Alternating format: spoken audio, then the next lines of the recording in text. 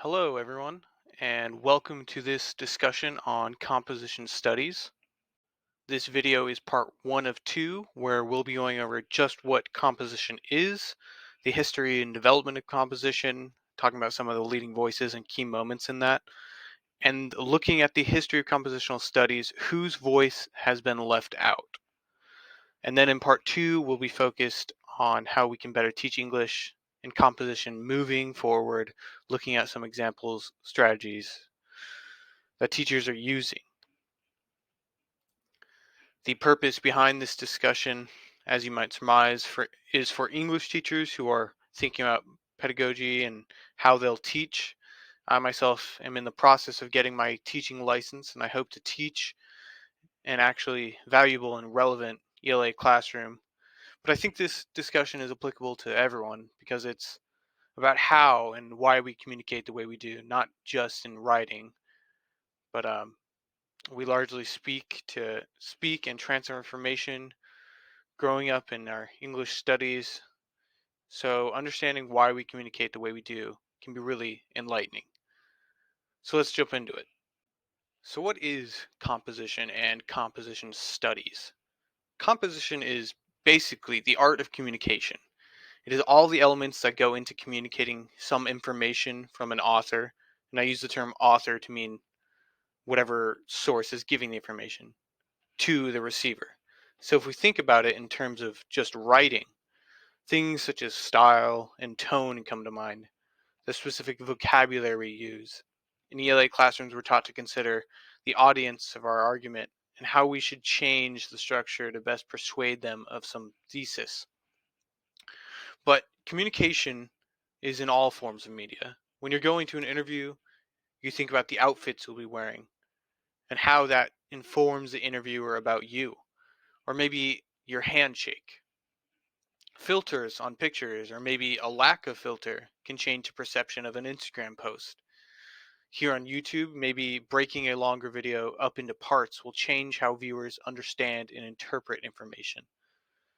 Texting versus email, the considerations that go into those types of direct communication. This is all what composition studies looks at: how information is communicated and what is the best way to communicate information in discipline or in context. We can get an overview of the history and development of composition studies by examining the four approaches to composition outlined in James Berlin's The Major Pedagogical Theories. These four groups are the classicists, the current traditionalists, the expressivists, and the new rhetoricians. The classicists, or Neo-Aristotelians, stem from a more ancient form of composition, which you might guess from the term Neo-Aristotelian. The time of Aristotle considered composition and rhetoric in terms of the oral tradition. That is, you communicate not through writing but verbally.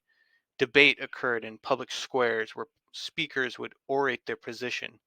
Considerations were on the physical aspects of delivering information: attire, position, volume, pacing, complexity of words.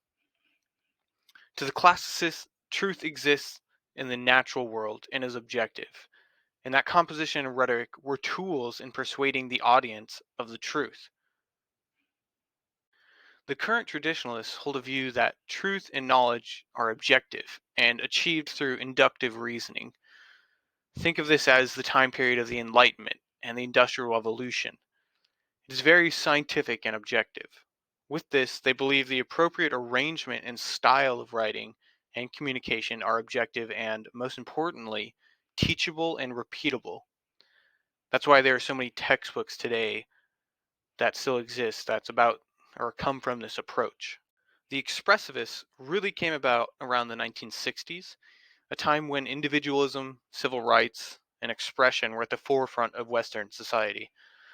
Berlin describes it like this: truth is not based on sensory experience, since the material world is always in flux, and thus unreliable.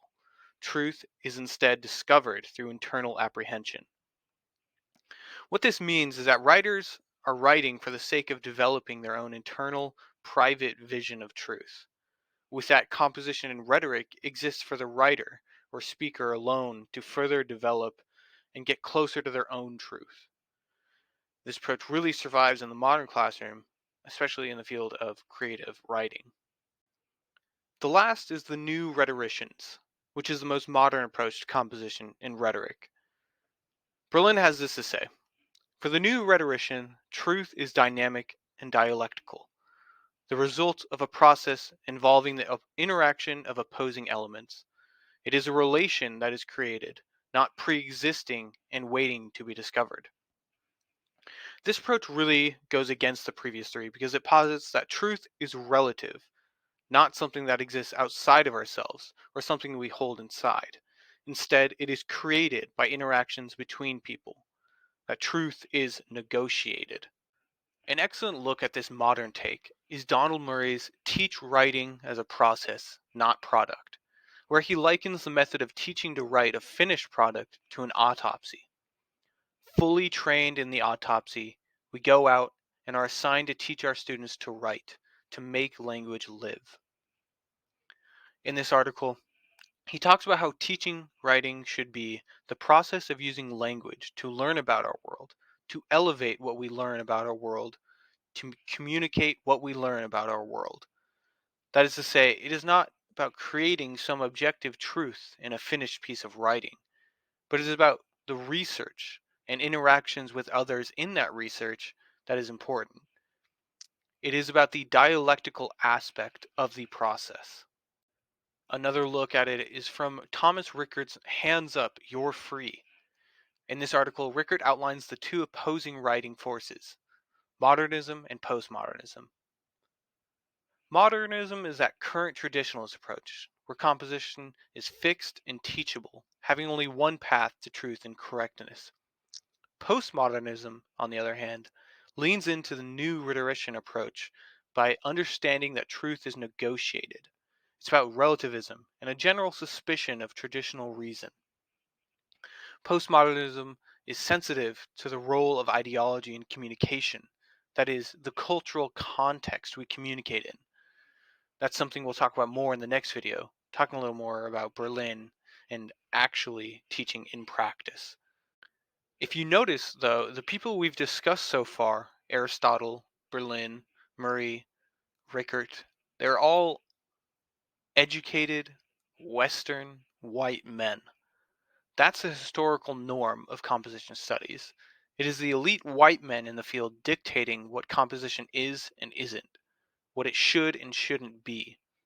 Actually, teaching writing and composition was left to women and regarded as lower, while theorizing on it was for the men. You can still see this today in many colleges, as many of the 101 or early English classes are taught by women, while many of the upper division classes are taught by men. There has been a shift, though, and a push against the Western and male domination of the field.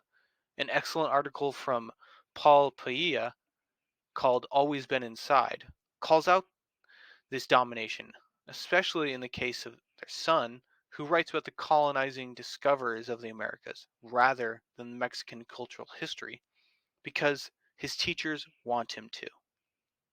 Padilla calls for a critical consciousness and a decolonial, disobedient conservatism in teaching writing to fight the Western, white, and male domination of composition studies. Thinking about these voices that have been and in many ways are still left out. In the next video, we'll talk about how our voices as future teachers come into play, looking at some strategies and activities to do that promote a more inclusive and relevant method to teaching writing.